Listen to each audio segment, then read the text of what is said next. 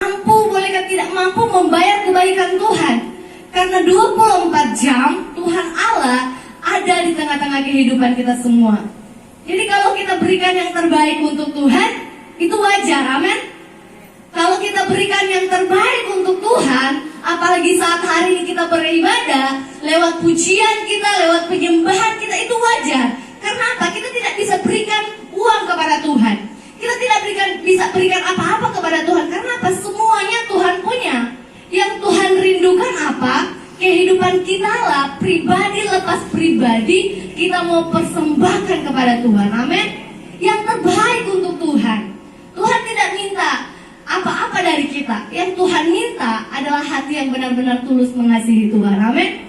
Puji Tuhan. Saya bersyukur kepada Tuhan pagi hari ini sehat kuat diberkati Tuhan bersama dengan jemaat Tuhan, Bapak Gembala semuanya diberkati Tuhan, semua oleh karena kemurahan Tuhan. Saya juga berterima kasih kepada Tuhan lewat Bapak Gembala memberikan kami kesempatan, bahkan saya kesempatan pada saat hari ini untuk membagi berkat lewat kebenaran firman Tuhan. Saudara diberkati Tuhan, tidak panjang lebar, mari kita buka 1 Raja-Raja 17. Raja-Raja 17 ayat 13 sampai ayat 16, dan kita akan lompat ayat yang ke 22. Yang sudah dapat katakan amin. Puji Tuhan. 1 Raja-Raja 17 ayat 13 sampai ayat 16, dan kita akan lompat ayat yang ke 22. Firman Tuhan berkata, tetapi Elia berkata kepadanya, janganlah takut, pulanglah, buatlah seperti apa yang kau katakan, tetapi buatlah lebih dahulu bagiku sepotong roti bundar kecil daripadanya, dan bawalah kepadaku, kemudian barulah kau buat bagimu dan bagi anakmu. Sebab beginilah firman Tuhan Allah Israel, tepung dalam tempayan itu tidak akan habis, dan minyak dalam buli-buli itu pun tidak akan berkurang, sampai pada waktu Tuhan memberi hujan ke atas bumi. Lalu pergilah perempuan itu dan berbuat seperti yang dikatakan Elia. Maka perempuan itu dan dia serta anak perempuan itu mendapat makan beberapa waktu lamanya. Tepung dalam tempayan itu tidak habis, dan minyak dalam buli-buli itu tidak berkurang, seperti firman Tuhan yang diucapkannya dengan perantaran Elia. Ayat 22, firman Tuhan berkata, Tuhan mendengarkan permintaannya Elia itu, dan nyawa anak itu pulang ke dalam tubuhnya, sehingga ia hidup kembali. Amin. Saudara diberkati Tuhan, ini firman Tuhan boleh dikata mungkin banyak kali kita dengar, banyak kali kita baca. Saya tertarik dengan kebenaran firman Tuhan ini dengan perikop Elia dan janda di Sarfat. Kalau kita lihat latar belakang kebenaran firman ini, ada satu hal yang terjadi pada saat itu. Ketika satu hal yang terjadi, kalau kita lihat ayat 7 dikatakan, tetapi sesudah beberapa waktu, sungai itu menjadi kering sebab tiada turun di negeri itu. Ada satu hal yang terjadi di negeri dari janda ini. Dikatakan bahwa ada satu kekeringan yang terjadi di situ. Ada satu hal yang melanda negerinya, sehingga pada waktu itu boleh dikatakan satu hal yang sukar. Bahkan janda itu saja merasakannya. Namun satu pertanyaan yang besar, bahwa ketika Elia sementara melakukan satu perjalanan, Tuhan suruh Elia untuk pergi kepada seorang janda. Janda yang hanya boleh dikatakan bukan janda yang mempunyai banyak hal, tetapi ini janda ini boleh dikatakan dia kurang hidup dari kemurahan Tuhan. Saat ketika perjalanan Elia dikatakan, tetapi sesudah beberapa waktu sungai itu menjadi kering, sebab hujan tiada turun di negeri itu. Maka datanglah firman Tuhan kepada Elia, bersiaplah pergi ke Sarfat yang termasuk wilayah Sidon, dan diamlah di sana. Ketahuilah aku telah memerintahkan seorang janda untuk memberi engkau makan. Ketika perjalanan Elia untuk datang ke Sarfat, ke tanah Sidon, dikatakan pergilah, ada seorang janda yang Tuhan siapkan. Namun satu hal garis besar yang saya perhatikan di kebenaran firman Tuhan ini, dikatakan seorang janda yang Tuhan persiapkan. Namun seorang janda ini bukan janda yang memiliki banyak hal, banyak makanan, banyak satu boleh dikatakan berlimpah-limpah. Kalau kita baca selanjutnya kebenaran kebenaran firman Tuhan, dikatakan begini, ayat 10. Sesudah ia bersiap lalu pergi ke Safat. Setelah ia sampai ke pintu gerbang kota itu, tampaklah di sana seorang janda sedang mengumpulkan kayu api. Ia berseru kepada perempuan itu, katanya, cobalah ambil bagiku sedikit air dalam kendi supaya aku minum. Ketika perempuan itu pergi mengambilnya, ia berseru lagi, cobalah ambil juga bagiku sepotong roti. Perempuan itu menjawab, demi Tuhan Allahmu yang hidup, sesungguhnya tidak ada roti padaku sedikit pun, kecuali segenggam tepung dalam tempayan dan sedikit minyak dalam buli-buli. Dan sekarang aku sedang mengumpulkan 2-3 potong kayu api, kemudian aku mau pulang dan mengolahnya bagiku dan bagi anakku. Dan setelah kami memakannya, maka kami akan mati. Tuhan membawa Elia kepada seorang janda yang dalam keadaan yang krisis pada saat itu. Tuhan membawa Elia kepada seorang janda dalam keadaan boleh dikatakan tertekan dengan tertekan dengan makanan, minuman, boleh dikatakan tertekan dengan satu ekonomi keluarga pada saat itu karena ada krisis yang melanda di negerinya. Namun pertanyaan yang besar, kenapa Tuhan bawa Elia kepada janda tersebut? Saya mau bawa 2 hal pada saat pagi hari ini. Yang pertama ialah ada 2 perkara yang Tuhan kerjakan di tengah-tengah masa yang sulit. Amin. Ada perkara yang Tuhan kerjakan di tengah-tengah masa yang sulit. Yang pertama, saya mau bawa kita bahwa Tuhan menyediakan keperluan janda Sarfat dan anaknya. Ayat 16 dikatakan bahwa tepung dalam tempayan itu tidak habis dan minyak dalam buli-buli ini tidak berkurang, seperti firman Tuhan yang diucapkannya dengan perantara Elia.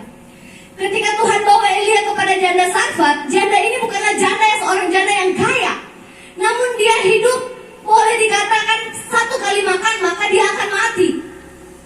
Namun ketika Tuhan bawa dia kepada janda Sarfat itu, hal yang pertama janda Sarfat itu lakukan ialah menerima Elia. Amin. Hal yang pertama ia lakukan ialah menerima Elia. Tuhan tahu setiap pribadi lepas pribadi setiap manusia. Bahkan Tuhan tahu pribadi dari janda Sarfat ini. Ketika Tuhan bawa Elia kepada janda Sarfat ini, ada hal yang Tuhan mau kerjakan di dalam kehidupan janda ini. Yang pertama ia lakukan ialah menerima Elia, menerima hamba yang Tuhan utus dibawa kepadanya. Amin. Saudara, ketika dia mulai menerima Elia, ada sesuatu hal yang Tuhan sementara kerjakan dalam hidup janda itu. Ketika dia mulai menerima Elia, yang kedua ia lakukan ialah apa? Melakukan perkataan Tuhan lewat Elia. Amin. Dia melakukan perkataan Tuhan lewat Elia. Di mana ayatnya? Ketika Elia berkata kepadanya, janganlah takut, pulanglah, buatlah seperti yang kau katakan itu, tetapi buatlah lebih dahulu bagiku sepotong roti bundar kecil daripadanya, dan bawalah padaku, kemudian barulah kau buat bagimu dan bagi anakmu. Dikatakan kalau dia makan 1 kali itu, maka kehidupan di esok hari dia mungkin akan mati. Karena apa? Yang ia punya hanya sedikit. Mungkin dia tidak akan sanggup untuk memberi makan kepada Elia. Tetapi ada satu iman yang tanpa disadari oleh janda ini. Ia lakukan apa yang Tuhan mau. Amin. Ia lakukan apa yang Tuhan inginkan dalam kehidupannya lewat perantaraan Elia. Kemudian dikatakan bahwa sebab beginilah firman Tuhan Allah Israel, tepung dalam tempayan itu tidak akan habis dan minyak dalam buli-buli itu pun tidak akan berkurang sampai waktu Tuhan memberi hujan ke atas muka bumi. Ketika dia menerima Elia, hal yang kedua dikerjakan oleh janda itu adalah apa? Dia lakukan apa yang Tuhan katakan lewat Elia. Dan yang ketiga apa? Dia percaya. Di balik apa yang dia lakukan, ada satu kepercayaan kepada Elia. Ada satu kepercayaan dia berikan kepada Tuhan. Karena apa? Lewat perkataan Elia. Apa yang Elia katakan bahwa tepung dalam tempayan itu tidak akan habis, dan minyak di dalam buli itu pun tidak akan berkurang. Ini satu janji. Amin. Elia menyatakan perkataan Tuhan ini mengandung suatu janji. Dia berjanji kepada janda ini, kalau kamu beri Elia Elia makan, kalau saat itu janda berikan Elia makan, walaupun makanan yang terakhir untuk keluarga tersebut, tapi kalau dia berikan kepada Elia, dikatakan apa? Dia tidak akan berkekurangan. Dia tidak akan berkekurangan. Saudara diberkati, dia percaya janji tersebut. Hal yang ketiga janda itu lakukan ialah apa? Percaya. Saudara, dari hal yang tersebut ada mujizat yang terjadi. Amin. Ayat yang ke-16 dikatakan, tepung dalam tempayan itu tidak habis dan minyak dalam buli-buli itu tidak berkurang, seperti firman Tuhan yang diucapkannya dengan perantaran Elia. Ketika janda ini percaya dengan janji perkataan Elia yang daripada Tuhan, ada satu hal yang terjadi, yaitu mujizat Tuhan. Ketika dia biarkan satu perkataan Tuhan terjadi dalam kehidupan keluarga ini, saudara, ketika dia percaya, ada hal yang keempat dia lakukan. Dia biarkan Tuhan berperkara dalam kehidupannya. Saudara, 4 hal ini dikerjakan oleh janda tersebut. Yang pertama, dia menerima Elia. Dalam arti dia menerima Tuhan dalam kehidupannya. Amin. Yang kedua, dia lakukan apa yang Tuhan katakan dalam kehidupannya lewat Elia. Yang ketiga, ketika dia lakukan, dia percaya walaupun dalam hal yang mustahil. Dia percaya walaupun tidak masuk akal. Janda tersebut mau percaya walaupun dalam keadaan boleh dikatakan bisa saja Elia ini habis makan langsung pergi. Betul?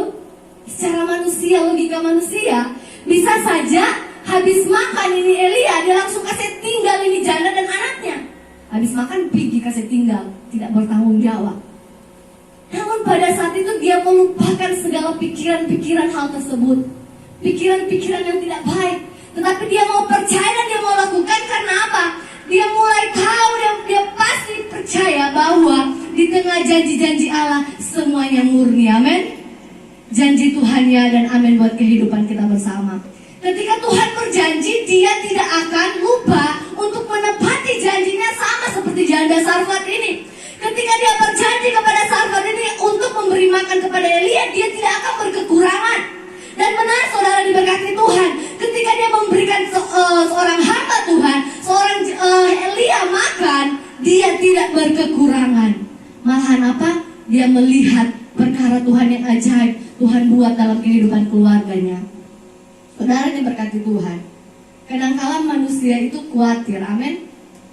Kadangkala kehidupan manusia kita khawatir dengan apa yang terjadi di muka bumi ini. Kita sedang mengalami yang namanya masa-masa yang krisis. Apalagi dengan pandemi COVID-19 ini, banyak orang yang krisis tentang, apalagi berbicara tentang keuangan, berbicara tentang ekonomi, banyak orang yang krisis. Jatuh bangun mereka berpikir untuk apa melanjutkan hidup ini ke depannya. Namun saya mau ajak jemaat Tuhan pada saat pagi hari ini, mari kita belajar dengan keadaan janda di Sarfat. Dalam keadaan hal yang terpuruk, dia mau lakukan firman Tuhan. Dalam keadaan terpuruk, dia mau terima Tuhan. Amin. Dalam keadaan yang boleh dikatakan mungkin habis itu semua mati, tetapi dia percaya janji Tuhan. Saudara diberkati Tuhan, saya tidak tahu apa yang saudara alami pada saat ini. Krisis apapun yang sementara saudara alami, masalah apapun yang saudara alami, tekanan apapun yang saudara alami, mari kita belajar lewat kebenaran firman Tuhan janda di Sarfat ini. Ketika dia mau percaya kepada Tuhan, ketika dia mau biarkan Tuhan yang berperkara, ada mujizat Tuhan terjadi. Ketika kita mau biarkan Tuhan yang berperkara dalam kehidupan kita, ada mujizat Tuhan yang akan terjadi. Amin. Saudara berkati Tuhan, manusia kadang khawatir. Kadang ketika manusia khawatir, kadang melakukan hal yang bodoh. Benar tidak? Manusia kadang kalau sekalang kabut, kalau sok khawatir berlebihan, dia sudah melakukan hal-hal tindakan yang bodoh. Mungkin pada saat itu, pada saat itu janda di Sarfat itu alami dengan hal-hal yang sekarang, mungkin dia akan berpikir, wah, ini makanan semua habis, kok ada tamu lagi. Boleh tak kita pinjam ke tetangga? Mungkin secara manusia kita akan berpikir seperti itu. Boleh tak kita pinjam ke tetangga? Pinjam beras, mungkin ada tamu, pinjam ini, pinjam itu. Karena dalam keadaan yang berkekurangan mau kasih makan orang, atau tidak mungkin secara manusia dia akan menolak Elia, maaf, saya tidak bisa beri engkau makan karena saat ini kami dalam keadaan yang berkekurangan. Namun pada saat itu janda di Sarfat tidak melakukan hal seperti itu, tetapi dia membawa hidupnya untuk melakukan apa yang Elia perintahkan. Namun dari situlah Tuhan perlihatkan keajaiban Tuhan. Saudara, di saat kita lemah, di saat kita merasa hidup ini tertekan, tapi kalau kita libatkan Tuhan, ada perkara yang ajaib Tuhan akan kerjakan. Amin. Kalau ada Tuhan, apapun yang kita alami, persoalan apapun, tekanan hidup pun, apapun yang kita alami, pasti ada Tuhan. Pasti ada Tuhan. Saudara, ada satu kesaksian saya bukan mau curhat, tapi ini kesaksian saya pribadi. Kami di pastori, kami ada 3 orang di pastori. Pada saat itu suami saya berkata begini,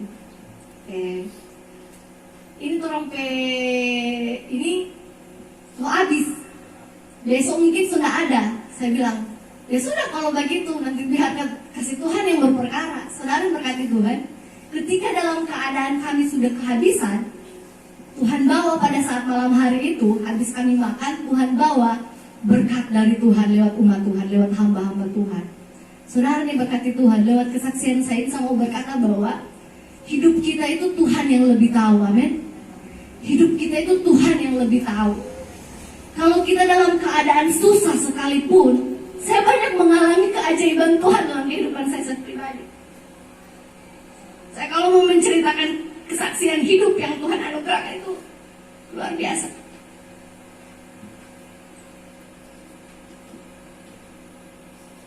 Tuhan, air mata saya memang boleh katakan sangat-sangat bisa banyak keluar. Karena kami hidup hanya oleh karena kemurahan Tuhan. Dan saudara hidup pun hanya oleh karena kemurahan Tuhan, amin. Saudara, ketika saya menjalani hidup ini, ketika saya mulai memperhatikan kehidupan ini, saya berkata bahwa Tuhan itu baik. Terlepas dari setiap proses yang kami alami, saya berkata bahwa Tuhan, kadang-kadang saya minta ampun sama Tuhan. Mulai tanya kepada suami saya berapa kali hampir gulung tikar pulang kampung. Berapa kali saya hampir gulung tikar pulang kampung dengan berbagai banyak proses. Saya bilang, karena saya tidak mampu Tuhan. Saya mau pulang saja. Saya mau pulang sama orang tua saya. Namun ketika dalam proses membuat saya tertekan, membuat saya down, saya tidak tahu mau cerita kepada siapa. Saya mau cerita ke A, ke B, saya tidak tahu. Saya cuma tahu saya mau cerita kepada Tuhan. Ketika saya bercerita kepada Tuhan, disitulah Tuhan berperkara dalam kehidupan saya. Saudara berkati ini satu kesaksian. Sebelum saudara ingat waktu mama saya datang, orang tua saya datang, saya sudah berpikir begini, Tuhan, kalau orang tua saya datang, saya mau pulang ikut orang tua saya kembali. Namun ketika dalam keadaan seperti itu, sudah merancangkan satu pikiran-pikiran seperti itu, ada yang Tuhan kerjakan dalam kehidupan kami. Kami bertemu dengan hamba Tuhan, dia katakan, mau tidak lanjutkan pelayanan di atas. Saudara diberkati Tuhan, sebenarnya saya sudah mau pulang. Tetapi ketika Tuhan bawa hamba Tuhan ini kepada kami, saya bertanya, Tuhan ini butuh enggak? Jangan-jangan ini cuma angin berlalu. Namun saya mau belajar untuk mendengar lebih dahulu, untuk menerima lebih dahulu. Saya bilang, Tuhan saya mau berdoa, Tuhan betul enggak? Saudara diberkati Tuhan, ketika saya mau belajar untuk menerima, belajar untuk berserah kepada Tuhan, Tuhan perlihatkan keajaiban Tuhan. Ketika saudara belajar untuk menerima kebenaran firman Tuhan, mau menerima apa yang Tuhan katakan dan lakukan kebenaran firman Tuhan, saudara akan melihat keajaiban Tuhan yang luar biasa. Amin. Yang penting apa? Pertama kita terima dulu apa yang Tuhan katakan. Jangan dulu kita langsung tolak mentah-mentah karena mungkin itu keras. Kadang-kala apa yang Tuhan katakan dalam kehidupan itu kadang-kala keras, saudara. Firman Tuhan, kebenaran firman Tuhan ini bukan cuma berbicara soal susu saja, bukan berbicara soal berkat-berkat saja. Kadang-kala kita harus dipukul dengan setiap persoalan hidup. Kita harus diuji dengan sakit penyakit. Kita harus diuji dengan tekanan hati. Namun Tuhan mau apa? Supaya kita lebih dekat dengan Tuhan, amin. Supaya kita lebih bawa hidup ini dengan Tuhan, berserah kepada secara pribadi mungkin kalau bukan Tuhan saya sudah akan mundur. Tapi karena Tuhan saya masih bisa bertahan. Karena Tuhan saudara masih bisa bertahan jadi anak Tuhan yang setia. Amin. Kalau bukan karena Tuhan mungkin kita sudah hilang dari hadapan Tuhan. Tapi karena Tuhan cinta saya dan saudara, kita masih ada sampai sekarang ini, semua berkat kemurahan Tuhan. Saudara yang berkati Tuhan, ada satu kesaksian hidup bahwa saat itu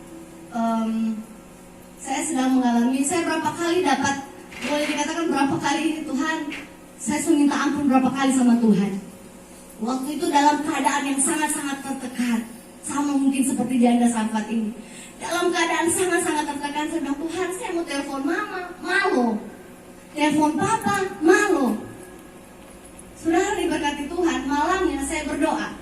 Saya berdoa terus terang, saya berdoa langsung to the point dengan Tuhan. Saya bilang, Tuhan, saya butuh ini, butuh ini, butuh ini, butuh ini, butuh ini. Kalau enggak Tuhan, saya mau lari kemana? Tidak mungkin saya mau minta sama orang. Saya bilang, saya cuma berharap sama Tuhan. Tuhan bawa saya di tengah-tengah sebuah pelayanan untuk melayani Tuhan. Saya kira seperti Tuhan bertanggung jawab. Saudara diberkati Tuhan. Esok harinya saya lihat berkat Tuhan yang ajaib. Saudara, ketika kita dalam keadaan masalah, tekanan hidup, jangan bawa dulu ke kiri, ke kanan. Jangan bawa kepada orang-orang di luar sana. Jangan dulu cerita kepada A, B, dan C. Tapi ketika kita dalam keadaan tekanan sekalipun, dalam tertekan, dalam keadaan masalah, cerita itu kepada Tuhan, bukan kepada manusia. Amin. Ketika kita cerita kepada manusia, mereka bisa apa? Apa yang mereka bisa lakukan? Bersyukur kalau dapat manusia yang rohani, yang bisa kita bawa kita lebih dekat dengan Tuhan. Banyak berdoa, banyak berserah kepada Tuhan, bersyukur. Tapi kalau dapat manusia yang kerjaannya cuma itu memang begitu, memang dia itu memang begini, saya itu mana begini, kita dapat jalan keluar apa? Yang ada suatu masalah yang baru, satu tekanan yang baru, pikiran yang baru, sehingga apa? Orang kalau terlalu khawatir maka yang naik asam lambung. Benar saudara? Banyak orang berkata bahwa kalau terlalu khawatir berlebihan yang naik asam lambung. Tapi itu memang benar saudara. Tetapi kalau kita cerita itu kepada Tuhan, saya banyak kali cerita kepada Tuhan. Ketika saya tidak tahu mau cerita kepada siapa, saya bilang, Tuhan, di kota ini saya tidak tahu mau cerita kepada siapa. Orang tua saya jauh, keluarga saya jauh. Mungkin di sini saya cuma punya suami dan anak. Lebih daripada itu tidak mungkin saya cerita kepada mereka apa yang saya alami. Saya cuma cerita itu sama Tuhan. Saya berkali-kali saya bilang teriak, saya bilang, Tuhan tolong saya Tuhan. Saya tidak mampu kalau cuma saya sendiri. Tapi Tuhan baik. Ketika kita dalam keadaan yang lemah, disitulah Tuhan angkat kehidupan kita untuk menjadi orang yang kuat. Amin. Kita tidak akan lihat mujizat Tuhan kalau kita tidak mengalami hal tersebut. Janda Sarfat ini tidak akan melihat mujizat Tuhan kalau dia tidak dalam keadaan berkekurangan. Mungkin pada saat dia berkelebihan, dia punya banyak hal, dia tidak akan melihat mujizat Tuhan. Ketika dalam keadaan berkelebihan dan ketika Elia datang kepadanya untuk meminta makan, mungkin biasa-biasa saja dia berikannya, sudah makan saja. Tetapi dalam keadaan berkekurangan, Tuhan uji janda ini. Kadangkala ketika kita dalam keadaan yang down, ketika kita dalam keadaan yang lemah, kadangkala proses itu datang, benar? Kadangkala seperti itu. Sekarang zamannya boleh dikatakan masa-masa yang sukar. Dikatakan bahwa sekarang ini adalah masa-masa yang sukar. Banyak orang lebih mencintai dirinya sendiri. Banyak orang menjadi gila uang, cinta pekerjaannya daripada Tuhan. Banyak orang sekarang lebih mencintai kehidupannya pribadi, makanya banyak masalah. Dia boleh dikatakan hidup ini, kasih itu semakin hari semakin lebih menjadi dingin. Saudara, Tuhan itu kasih, amin. Tetapi pada kenyataannya di muka bumi ini, kasih itu di muka bumi ini semakin hari semakin lebih menjadi dingin. Banyak orang yang tawar hati untuk beribadah. Banyak masalah terjadi di tengah-tengah keluarga. Perselisihan di tengah-tengah keluarga antara A, B, B, dan C. Saya mau bilang, itu karena apa? Masa yang sukar yakin sama sementara terjadi. Kadang-kala saya menangis dengan Tuhan bukan karena ada persoalan diri saya sendiri, enggak. Saya menangis begini, Tuhan, saya tidak mau keluarga saya itu tidak terangkat. Saya tidak mau melihat jemaat-jemaat Tuhan yang sudah setia, tapi ujung-ujungnya tidak terangkat, Tuhan. Hati saya ini kadang-kala menangis untuk setiap orang yang di sekitar saya. Kadang-kala saya menangis bukan karena persoalan hidup saya sendiri. Saya bilang, Tuhan, kalau saya lihat banyak hal yang terjadi di muka bumi ini, banyak hal yang terjadi di tengah-tengah pelayanan, kalau begini yang sementara terjadi, bagaimana orang bisa masuk surga? Amin.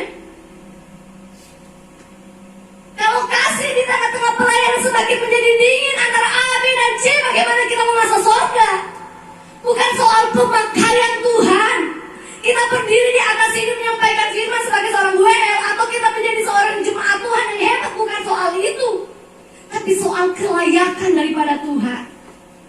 Banyak orang hebat di muka bumi ini, saudara. Banyak yang Tuhan pakai di muka bumi ini. Tapi firman Tuhan yang minggu lalu katakan jangan sampai jadi seperti Saul. Awalnya dipakai Tuhan, namun ujung-ujungnya Tuhan ambil roh Tuhan daripada Saul.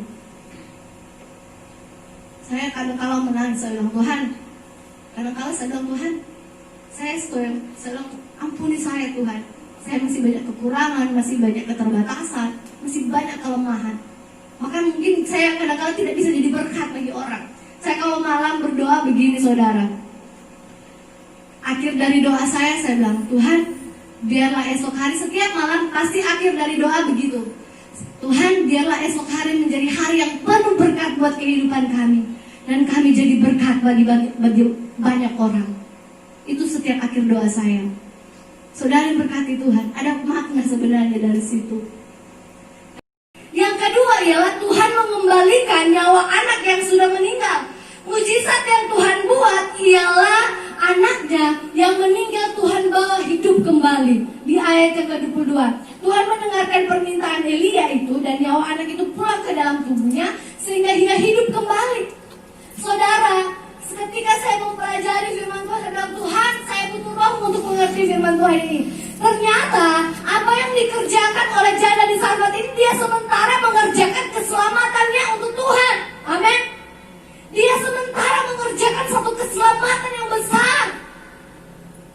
Ketika kita diproses Tuhan, ketika kita mengalami hal yang besar, padahal dalam keadaan tertekan sekalipun, kadang-kala mungkin tidak ada yang mau menolong, tapi kita mau berserah kepada Tuhan, kita sementara mengerjakan keselamatan yang besar untuk Tuhan.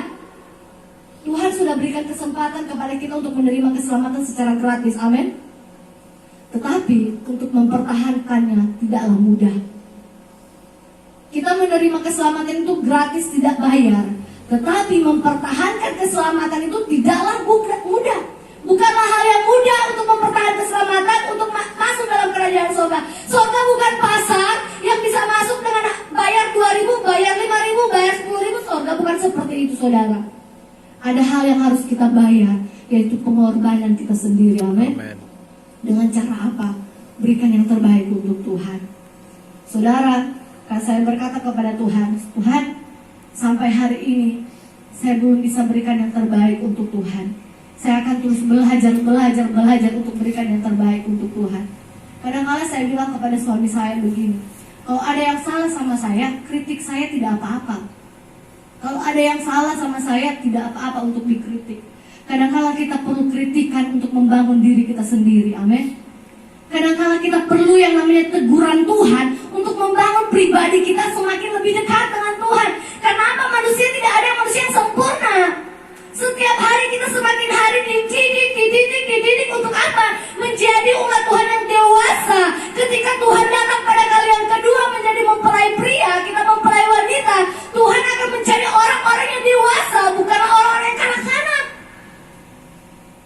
Kalau kita punya mental menjadi mental yang anak-anak, saudara yang berkati Tuhan, jangan pernah kita harap untuk bertemu dengan Tuhan. Tapi kalau kita menjadi umat-umat Tuhan yang dewasa, mau kita disinggung berapa kali lipat pun dengan firman Tuhan, kita tetap berkata, Tuhan Yesus baik. Amin. Jadilah jemaat yang kuat. Jangan cuma karena hal yang kecil. Orang bilang kasomong kecil kapela besar. Cuma hal yang kecil orang so undur, so nak dapat lihat di gereja. Cuma hal yang kecil orang so undur, so nak dapat lihat di persekutuan doa. Cuma hal yang kecil orang so undur, so dia mau aku dapat yang indeng itu. Saudara diberkati Tuhan. Tuhan tidak mau dengan hal tersebut. Jadilah umat-umat Tuhan yang dewasa. Janda di Sarfat ini ketika dia menerima Elia, ketika dia lakukan apa yang Tuhan katakan lewat Elia, ketika dia percaya kepada Elia, dan ketika dia biarkan Tuhan berperkara, dia sementara mengerjakan keselamatan yang indah dalam kehidupannya. Pada saat ini Tuhan juga tuntut buat kehidupan saya dan saudara untuk mengerjakan keselamatan kita masing-masing. Amin. Keselamatan kita ini tidak ditanggung oleh gembala. Gembala hanya menyampaikan firman Tuhan, tergantung pribadi lepas pribadi terima dari setiap firman Tuhan. Kalau kita lihat kekurangannya orang, kita tidak pernah akan jadi sempurna. Ada lagu berkata begini, pandang saja kepada Yesus, Dia yang mulia. Pandang saja kepada Yesus, na na na na na. Pandang saja kepada Yesus, na na na na na. Kita pandang terus pada Yesus. Dikatakan ada satu lirik lagu, jangan pandang salah orang lain, pandang saja Yesus. Amin. Kalau kita pandang kiri dan kanan, kita akan kecewa. Kalau kita pandang kemanusiaan orang lain, kita akan kecewa. Tapi kalau kita pandang Tuhan, ada damai sejahtera. Amin. Ada berkat yang ajaib. Saudara, saya tidak tahu apa yang saudara alami saat ini. Sama seperti janda di Sarfat ini. Tapi apapun yang kita alami, bawa itu kepada Tuhan. Amin. Saya banyak bercerita Tuhan, betapa baiknya Tuhan dalam kehidupan saya. Saya kalau cerita kesaksian, saya tidak akan pernah berhenti, mungkin menangis. Mungkin satu hari ini saya akan menangis. Karena apa? Tuhan terlalu baik. Tuhan pun terlalu baik buat kehidupan saudara. Saya rindu kita nyanyikan pujian yang berkata, indah rencanamu Tuhan. Saudara yang berkati Tuhan.